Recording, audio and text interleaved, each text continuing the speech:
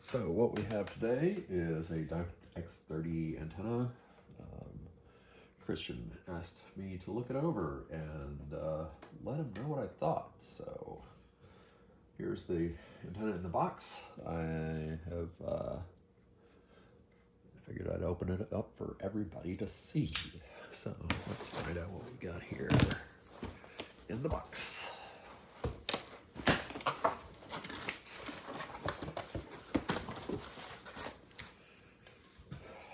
Packing peanuts. Hate these things. Okay.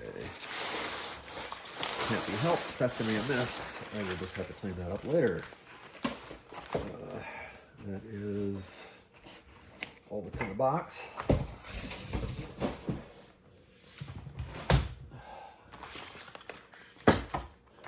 What we have is a Diamond X30, 2 meter, 70 centimeter.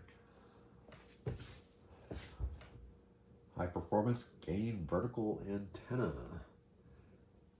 Gain 3 dB on 2 meters, 5.5 on 70 centimeters, 150 watt max. Not a problem for me. I am just 100 watts on a wire. Max wind resistance, 135 miles an hour. Never a problem here. Impedance 50 ohms. Good, because that's what my system is. SWR, less than 1.5 to 1. It takes a 1.5 to 2 2/4 inch mast and a UHF connector. I have my cables ready. I have a mast ready. So it is a half wave on 2 meter and 5/8 wave on 70 centimeter. Made by Diamond. I like diamonds. I have others. My vehicle is a Diamond 2 meter, 70 centimeter search and rescue. Very, very nice antenna. I like it a lot. We have another container. So, looks like we have mask mounting hardware. That makes it easy. I thought I was going to have to go buy some. I'm glad I don't. It looks like there is an instruction manual inside. That'll be good. I need that. What do we have? We have instructions in English, Japanese.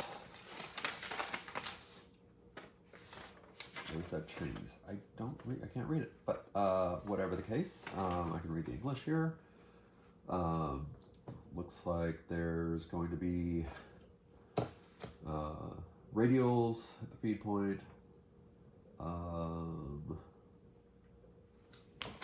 Okay, there's the mask mounting stuff. We have everything we need to do this whole install. So, warnings, tap fiberglass to get the element out. Element will slide, then assemble. Information on the N antenna. I don't have N connectors. That's good. Well, I do, but not for this. Warnings to set all the screws.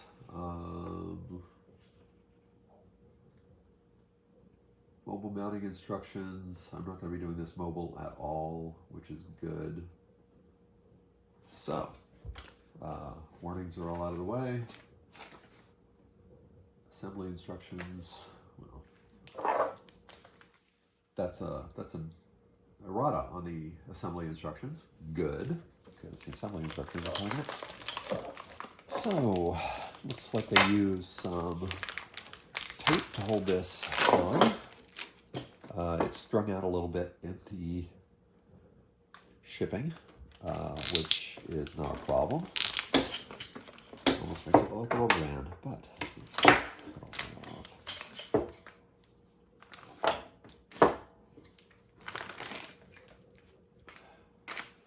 Mask mounting stuff can wait until later. Do radials assembly first on the ground. Just take off.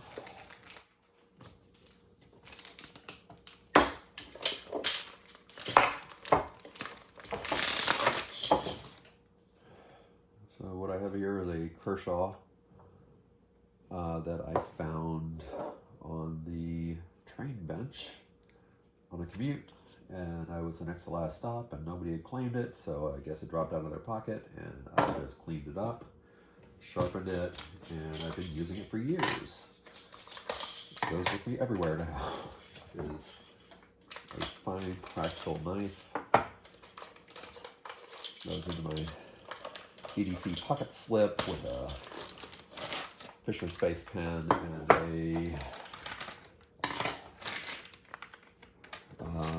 an O-Light, which I like very, very much. Thanks to the lockpicking lawyer for cluing me into pocket slips and making this my EDC setup. So share that with you while I am opening up the instruction manual. Let's see what we got here.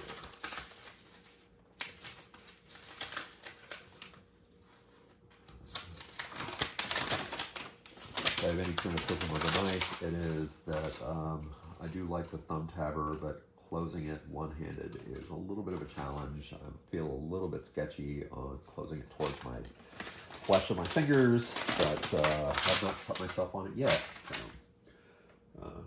all right. The instruction manual says there's a half-wave element and a 5/8 wave element.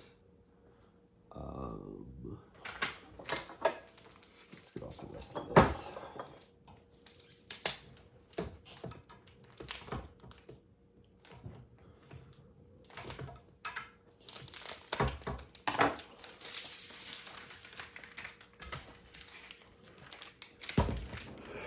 So the end sealing on that is metal. That'll hold up well. You get a bit of rain here, but not a whole lot. And you get a bit of wind here, but not a lot.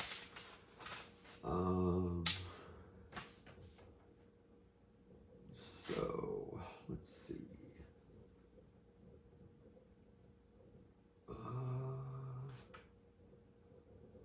DC grounding structure, stage high voltage. My pass-through has my window pass-through has surge arrestors. We don't have very much light in here though, which is also good. Although we did have some a couple of years ago and almost burned me out of my house, but thank goodness for our firefighters who did a great job of protecting me during these CZU Lightning Complex fires. I really appreciate them. Please support your local fire department. Please support mine. That would be the La Honda Fire Brigade. I think it's lahondafirebrigade.org. They are renovating their building and could use a little bit of help. Please do. They're associated with my Aries team and deserve all the support. Let's see. So the radials appear to just lock into these things here.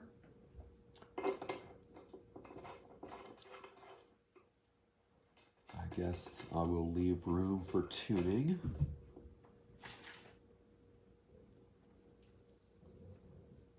Let's screw those down.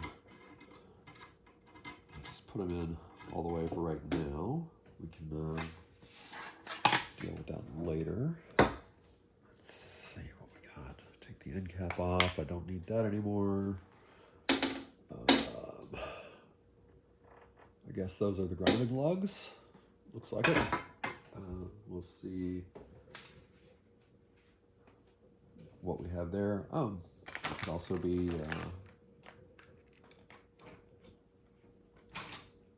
could also be to go into the mast mounts, but I doubt it. Anyway, last radial. Sorry if my volume's low. I didn't have a chance to calibrate all that.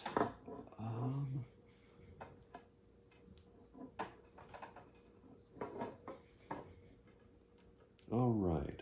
First things first. It looks like the radials are, they thread in at different points here.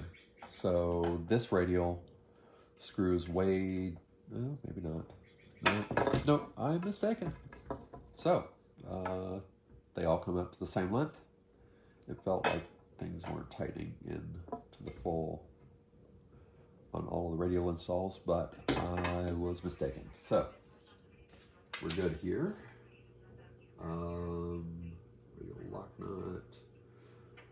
Fix the two masts to the sport pipe and the coax to the feed point. I will assemble coax later, but the feed pipe is here.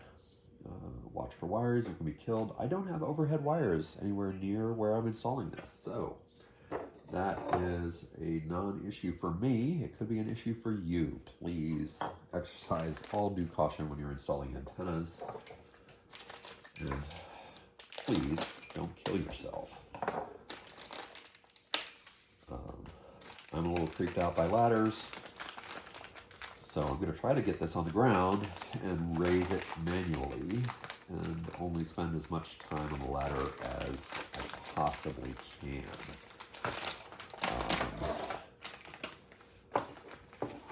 Having fallen off of one and requiring surgery to do repairs to my shoulder, which severed a muscle, I'm just not down to repeat the problem. That being the case, yes, exercise all due caution on ladders. My recommendation, hindsight being 2020, is always have 3 limbs in contact with some surface at any given time and move the last one into position before moving something else off. Lesson learned late in life, but that's my safety tip for the day. All right, so mounting this to the mast is going to be a little bit of an issue here because I'm going to have to do that outside. I decided to do this assembly indoors where everything was nice and controlled, but I think you're going to have to join me outside because the next step says to mount this onto the mast, screw it in, so this will attach here. I will do that outdoors. And there is one more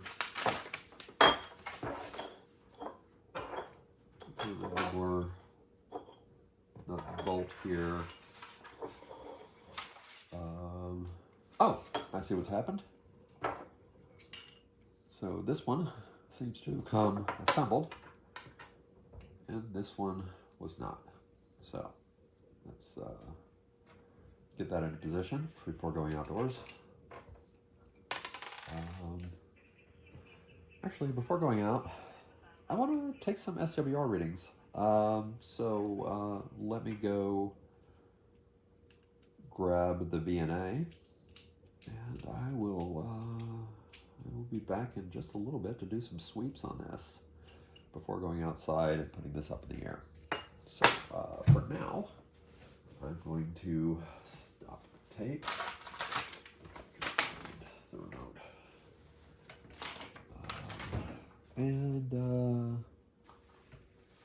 Not having that, I will just do that manually. Okay, see you on the flip side. And we're back. Due to a comedy of errors, my adapter stack is unexpected. Had to go from UHF to BNC male because I didn't have a BNC female there. Female to female, and then male to SMA, out to the VNA. So, the VNA says that we have 4 peaks, or 4 dips in the SWR. Some of them are unexpected. So, let's review them. Not going to expect you to be able to see all this, but I will talk you through it. What we have here is, here's the Smith chart. We have a dip here at, it says 136 megahertz, and that is at, let's see if I can find the SWR at that point, but what we have is like negative 20 dB. Decent performance at that, but 130 is not one of our license privileges as ham operators. So what do we got next? Actually, was that 130? No, that's 130 start. So 130, the first one, the first dip was at, I'm sorry, 144.8. 144.8 megahertz. Nicely in the 2 meter band. We're good there. SWR there is looking about like 1.5 to 1. I think we're good there. I would definitely use that on my radio. I think we're safe. Next dip is here at 263 megahertz. 263.2 to be precise. That is unexpected, and that's actually the most resonant point of this antenna. I guess that's close enough to the 220, the 1.25 megahertz. To maybe use it. I do have a couple of radios that can, but I don't have anybody to contact with out here where I live, which is deep in the California redwoods along the San Mateo coast. We are mostly a 2 meter shop here. We do have some 70 centimeter repeaters. I will later attempt to contact my friends on the 70 centimeter repeater that I occasionally get fringe sort of connection to. We'll see if we can improve it a little with this antenna. Hoping for the best. That said, let's move up to the next dip. And what we have here is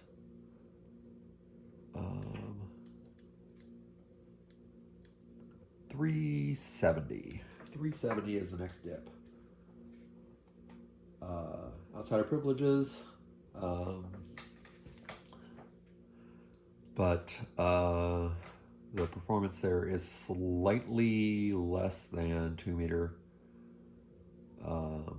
and slightly less than 440, which we will address next. So 440, the dip is at 444.5. 444.5. I like that. We are looking good there at probably an SWR of about looks about the same as 2 meter, which is probably about 1.5 to 1. I could look up the exact amount on that, but let's call that a usable set of SWR. Let's do a little bit of adjustment on the lugs here and see what I can do to maybe get the SWR down just a little bit. What this might do is kind of adjust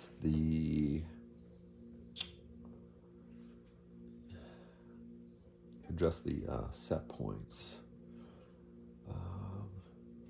Although, no, not by much. It does decrease the SWR just a little bit. So I think we're going to go with these all the way screwed down.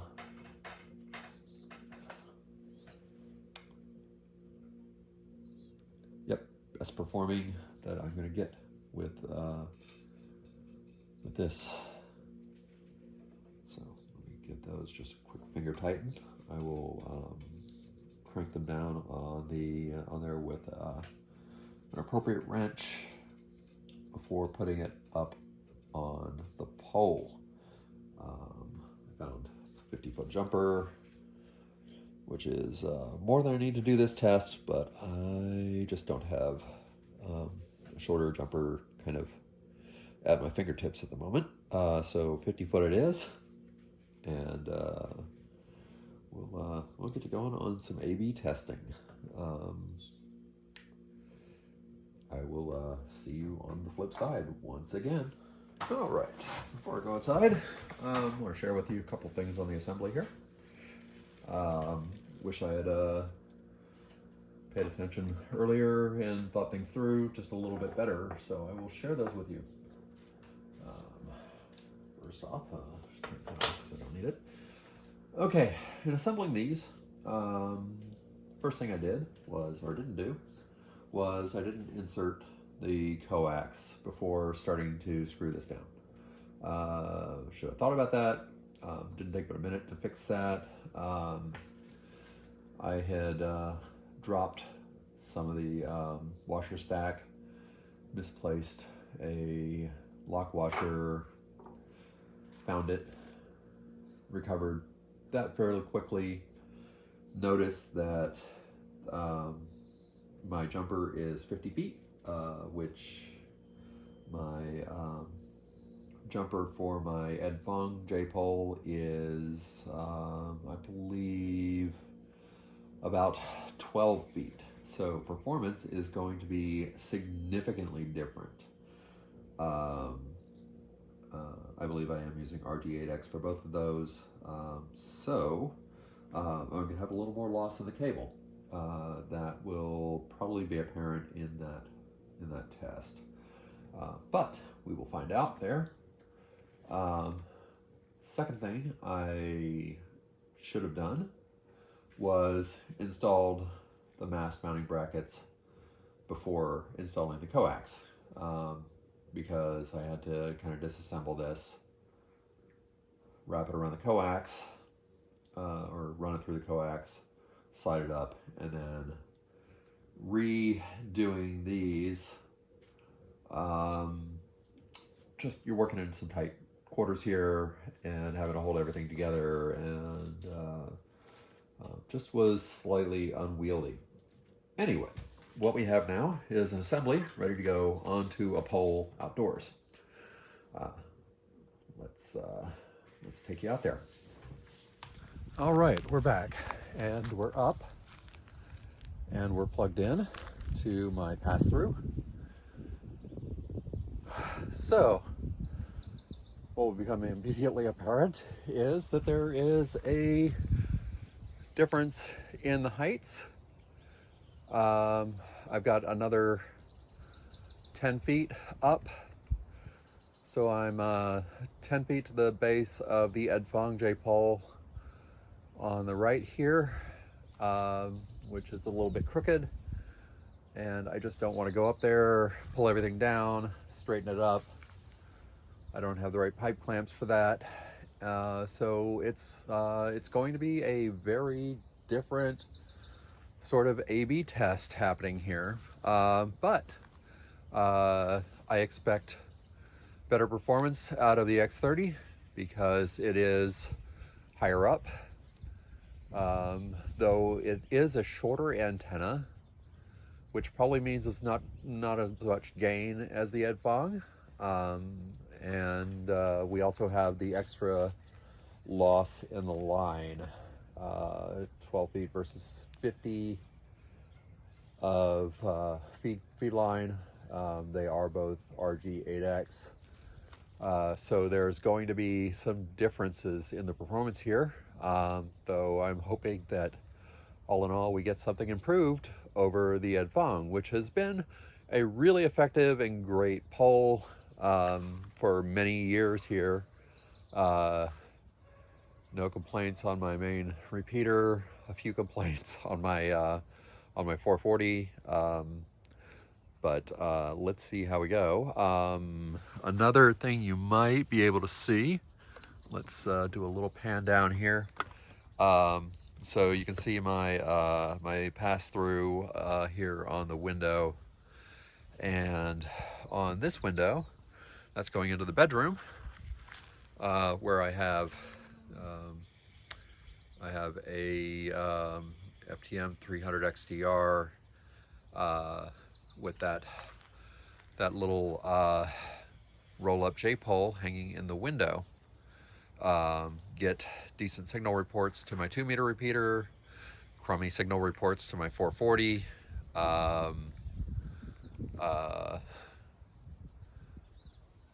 Not sure I'm going to be able to bring the new feed line into the bedroom, but we can go into the shack, which I will be moving the camera into there, and let's get some A/B testing done. Hopefully I can find a jumper. I should be able to extract one and get onto an A/B switch and just do some quick back and forth, and maybe raise somebody on the repeater, see what we can do. And I might, if I can get somebody on the repeater, be able to get them also on Simplex, so we get a really good sense of our signal here. You will have to pardon my messy shack. I'm sort of in the process of cleaning things up, but it will be fine for illustrative purposes. Which let's go in and see what we got. All right, we're in the shack. This is going to take a little bit of cable manipulation, but let's turn down the scanner so I don't feedback, and see if I can raise somebody on the Edfong J-pole on the 2-meter repeater, and see what we got. This is Kilo Mike 6 Delta Oscar Victor, looking for a radio test. If anybody is there, I'm trying out a new antenna and could use some help.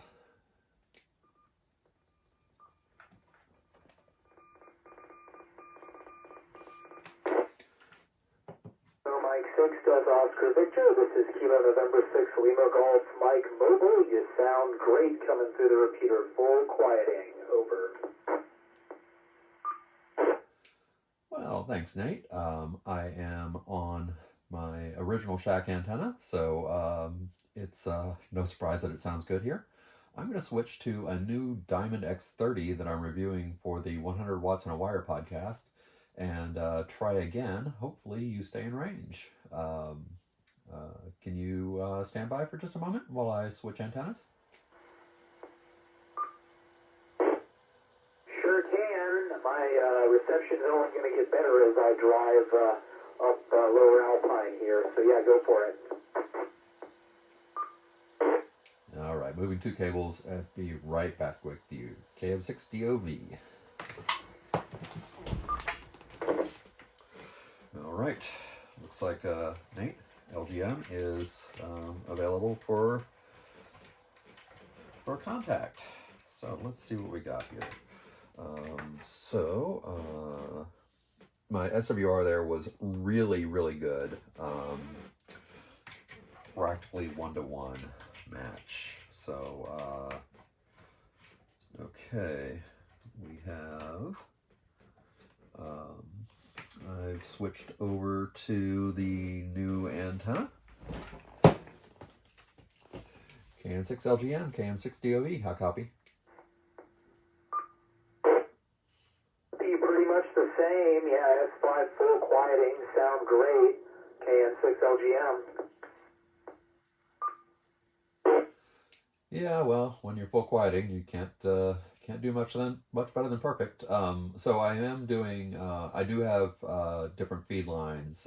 So the new one is 10 feet higher in the air, and an additional 30 or so feet of feed line. So gains and losses in both directions. But anyway, let me. Tell you what, can you move over to Command 31D for a moment and see if I can get you on Simplex, see how things go there? Sure, we could try Simplex, but let's use the national Simplex calling frequency on 2 meters. I don't actually have, my radio in the vehicle is not programmed with the comm plan yet, so, but I do have the 146.52 in there, so let me QSY over to there for a second. KN6LGM. All right, I got to dial over. I can't remember where 520 is on mine, but I might just do direct entry. Anyway, see you over there in just a minute. KM6DOV, QSY to 146.520.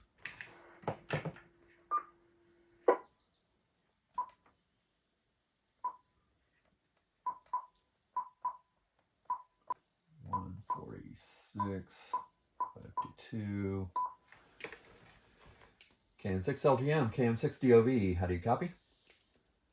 I got you at maybe S7, S8 here, pretty much almost at the junction of Alpine and Portola State Park Road, Mobile. Over. All right. I've got you at circuit number 4, just a little scratchiness behind you. Let me just quickly change antennas from the Comet over to the Edfong and see if there's any difference there. Can you stand by for just a moment? KM6DOV, back to you. Roger that, KN6LGM. I might go behind a hill here for a second, so if you don't hear me, that's probably why. And then I have line of sight to you from the top of my driveway. KN6LGM. Copy. Be right back with you. KM6DOV.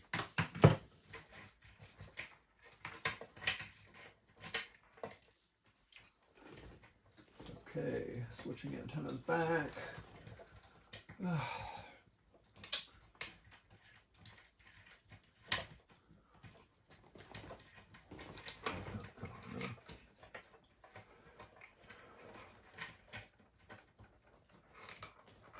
And we're in. KN6LGM, KM6DOV. Do you copy? Roger that. I copy. A little bit decreasing strength. I think it's to my location. I think that's going to give you a better report. 6LGM. All right. It could be that. It could just also be that it's a lower antenna. So yeah, go ahead and park up and give me a call back. KN6LGM. This is KM6DOV standing by.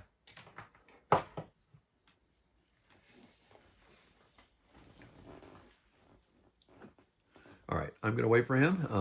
I'll be back in just a moment. Sorry, Kilo November 6, Delta Oscar Victor. I think I got your call time wrong. Well, you still did. It's Kilo Mike 6, Delta Oscar Victor. Anyway, but I can hear you. Slight improvement from where you were, but again, you're back to a circummetric 4 on the Edfong. But I'll call that good enough. Let's switch you back over to the Comet, the one I'm reviewing, and can you stand by for just a moment while I switch a wire, and we can see if that gives a little better signal. Roger that. I got you between circuit error 4 and 5. So, yeah, monitor.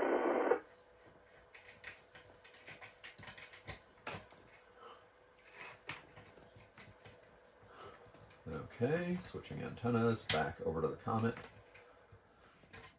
As I mentioned to Nate. So, all right, then we're in. Kilo November 6, Lima Golf Mike, Kilo Mike 6, Delta Oscar Victor. How copy? Kilo Mike 6 Delta Oscar Victor, Lima Golf Mike here. Yeah, you increased by a full S unit, so you're now at S6 and S7. So yeah, full S unit of increase. All right, yeah, I have you at a pretty solid S6 and a circuit merit. You know, I'd be good to call that a 5. Just a little bit of scratchiness behind you, but perfectly copyable. Not pegging the meter or anything, but I would call that a good test. And I really appreciate your help. I'm gonna switch over to the 440 over in Pescadero and see what we got going on over there. Do you have a decent signal over there, or should I see what I can ring up over there?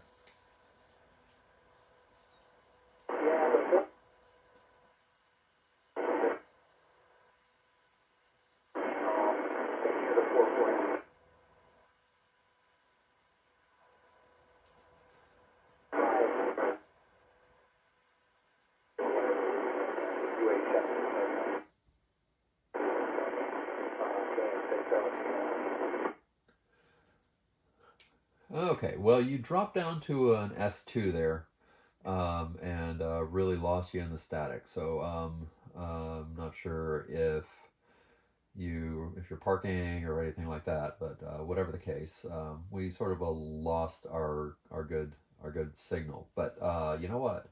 I'd call it a successful test for sake of the podcast, and we will. I'll send you a link over to it when we've gone live and publish it. I'll also send you just a heads up on the review video beforehand. So thanks again, Nate. I'm going to try the 440 repeater. So I am clear on this frequency. Kilo Mike 6, Delta Oscar Victor, clear on your final. All right, this is Kilo November 6, Lima Golf Mike. Yeah, that was an excellent Simplex test. And yeah, I look forward to seeing your podcast or YouTube video or whatnot. And yeah, definitely send me a link when you're done. This is Kilo November 6, Lima Golf Mike, QSY, back over to Man 31. All right, we'll call that good. That was Command 31, the 2-meter Simplex, and we are over to the Command 33 here on the Coastside band plan, which is the Kilo Delta 6 Kilo Golf Echo repeater. I'm going to see if I can raise somebody over there. And we are on the comment. I'm going to go back over to the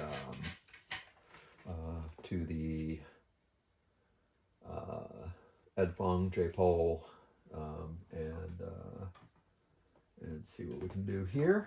And all right.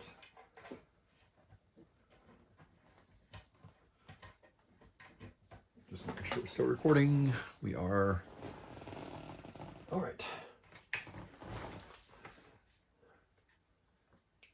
This is Kilo Mike 6, Delta Oscar Victor, looking for a radio test. Anybody copy?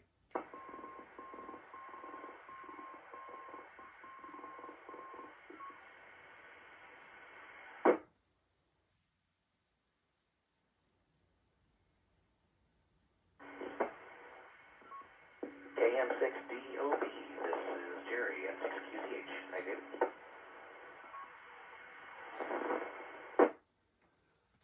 All right, Jerry. Good to hear that somebody is listening. Appreciate you coming back to me. I am doing a review of a Diamond X30 antenna for the 100 Watts on a Wire podcast. We talked about this the other day. The antenna is installed. It's up in the air. I've got it. It's 10 feet higher than my Ed Fong, which we're talking on right now.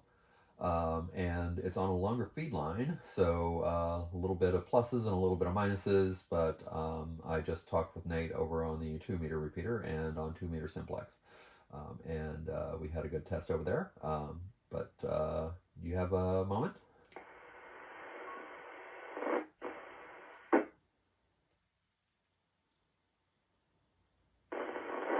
Well, Dave, when you're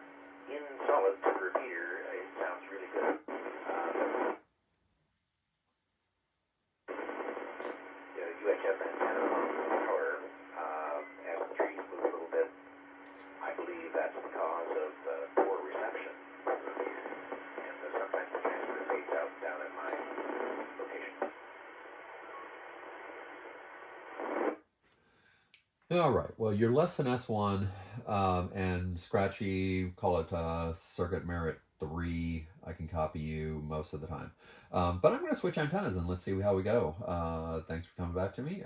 Can you stand by for just a moment? Okay, very good. I'll stand by.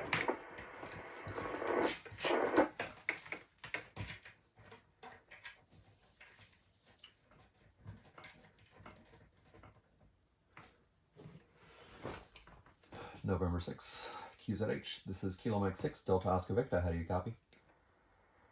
Wow, that's an excellent difference. That sounds really good.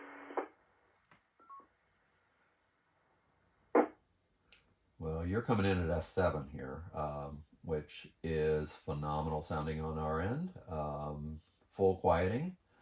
I like this new antenna for sake of the Command 33 repeater. And I am going to call that a success. So, I don't think I'm going to do a simplex on the 440 side, but I did a decent enough simplex on 2 meter. And you know what? I think we're going to call it a good test. I will send you a link to the podcast when we do that, and I'll send you a preview of my video that I've recorded for this test and the assembly and all that stuff to give you a preview. Kilo 6 November Zulu Hotel. This is Kilo Mike 6 Delta Oscar Victor. I'll be clearing your final. Okay, very good, David. Your signal is really good, and the only time it fades out is when our repeater receiver is having difficulties. But it's a tremendous difference. You have a very excellent signal quality into the UHF repeater. I was just going to suggest you might, if you want to try a simplex, only John on the hill could hear you. I could not down here in mute note. Do you want to call and see if he can go simplex?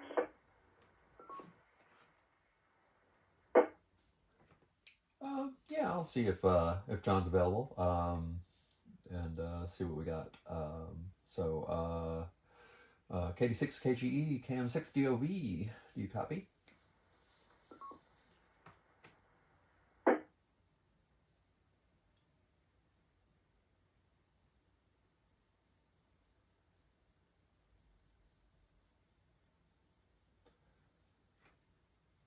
Okay, nothing heard. Maybe we'll try it again sometime when I can raise him. Thank you, Jerry. I'm just gonna be clear now and wrap this and do a little video editing, get it published. It usually takes a day to 24 hours to publish it on YouTube. So look in your email for that. This is KM6 DOV. Clear. All right, David, that was an interesting test. I'm clear also. Well, clear and monitoring. Just in charge around the house. So have a great day, and I'll look forward to the email. KM6 DOV and 6 QZH. All right, it is a wrap. I will talk to you all at the publication of the podcast. So, or the YouTube live stream or whatever Christian wants to do. So, good talking to everybody. This is Kilo Mike 6 Delta Oscar Victor 73.